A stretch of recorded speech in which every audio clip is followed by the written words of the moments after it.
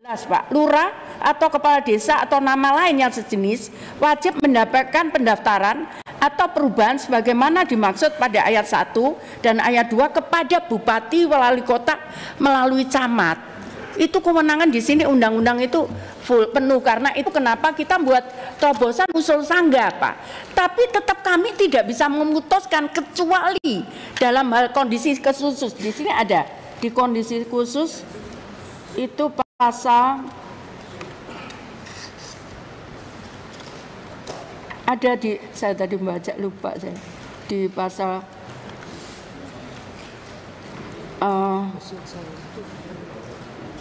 di pasal ada di pasal ini bahwa dalam hal khusus maka menteri, tapi kalau tidak ada hal khusus maka ini datanya, Pak. Jadi usul sanggah itu yang masuk 2.629.771 pengguna yang terverifikasi, 1.045.961 usulan disetujui. Itu kami masukkan ke situ, Pak, usul sanggah, karena ini untuk mencari terobosan supaya kepala desa tidak sewenang, karena di sini disampaikan, Pak, seorang fakir miskin yang belum terdata dapat secara aktif mendaftarkan diri kepada lurah atau kepala desa atau nama lain yang sejenis. Seperti itu. Jadi bisa secara aktif. Karena itu kita membuat program namanya usul sanggah. Dan yang masuk sudah 2 juta. Namun yang disetujui oleh daerah itu 1 juta, Pak. 1.045. Nah, yang ditolak itu 148.000. Kami punya datanya, Pak. Kemudian usulan yang menunggu verifikasi daerah itu 105.396. Kemudian yang otomatis di approve itu 674 yang langsung disetujui. Kemudian disanggah, disetujui itu ada 60.000 sekian. Ini kami memiliki data itu, Pak. Jadi karena itu kemarin kenapa kami masukkan di program ini, karena kami juga nggak bisa mempengaruhi data kepala desa karena kami diaudit, Pak. Jadi BPK tuh sampai masuk ke wilayah itu, bahkan rutin BPKP juga melakukan dan KPK juga mendalam. Karena itu kenapa kami buat program namanya usul sanggah untuk mematahkan dominasi jadi kepala desa itu. Karena di pasal 9 ayat 1 bahwa fakir miskin itu yang belum terdapat secara aktif seperti itu mendaftarkan, tapi tetap kepada kepala desa, Pak. Seperti itu. Jadi karena undang-undangnya mengatakan demikian dan sistem itu diaudit, Pak. Seperti itu. Jadi ini kami punya datanya. Nah, tadi yang disampaikan saya bukan bela Pak Menak, tapi bahwa memang seperti tadi Bapak nyampaikan, kenapa anak yatim banyak?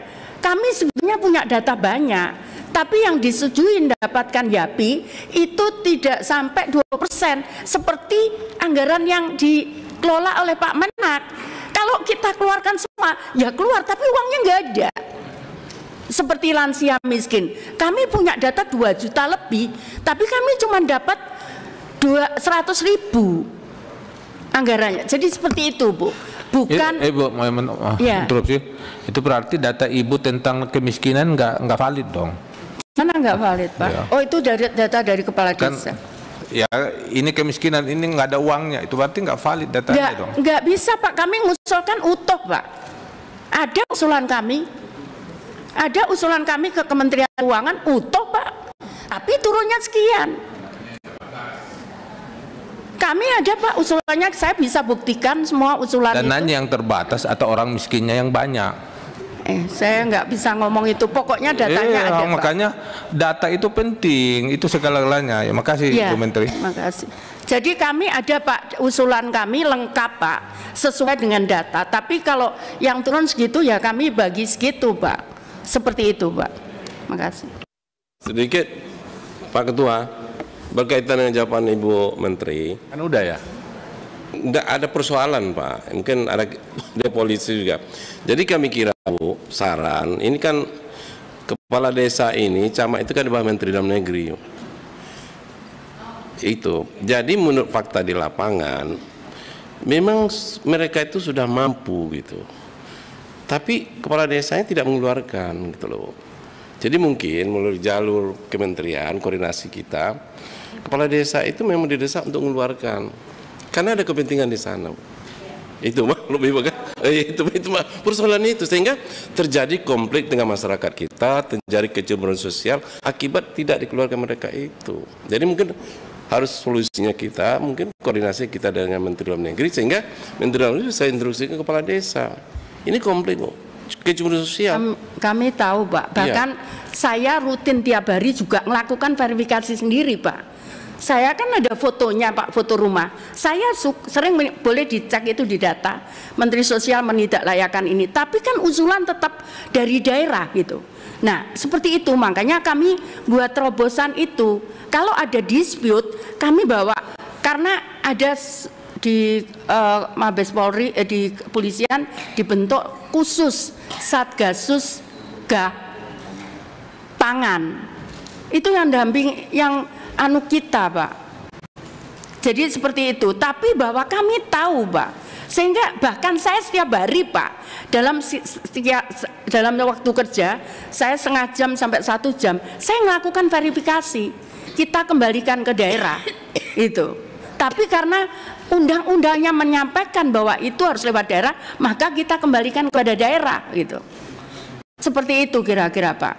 Kalau gitu Bu Menteri, kita doakan aja Pak Ahmad jadi Gubernur Riau. Mudah-mudahan ada gerakan dari Riau untuk tidak ada tindakan politis tentang data. Kadang-kadang kan berhubungan dengan politis di desa-desa. Kadang-kadang kepala desa udah mampu tidak mengeluarkan dan yang miskin tidak dimasukkan. Semoga Pak Ahmad ke depan punya pekerjaan seperti sampai ke desa-desa tanpa mempertimbangkan hal-hal yang politis.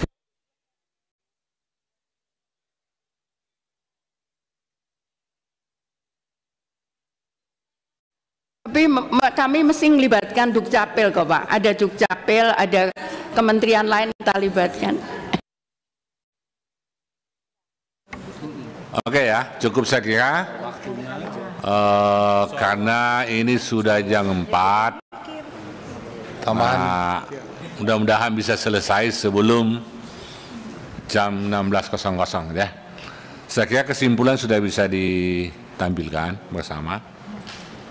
Catatan memang Bu, apa yang disampaikan Pak Ahmad saya kira perlu menjadi perhatian kita semua.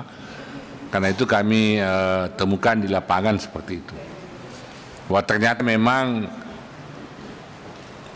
bantuan itu bukan tidak tepat sasaran, bukan. Memang masih banyak yang belum dapat itu.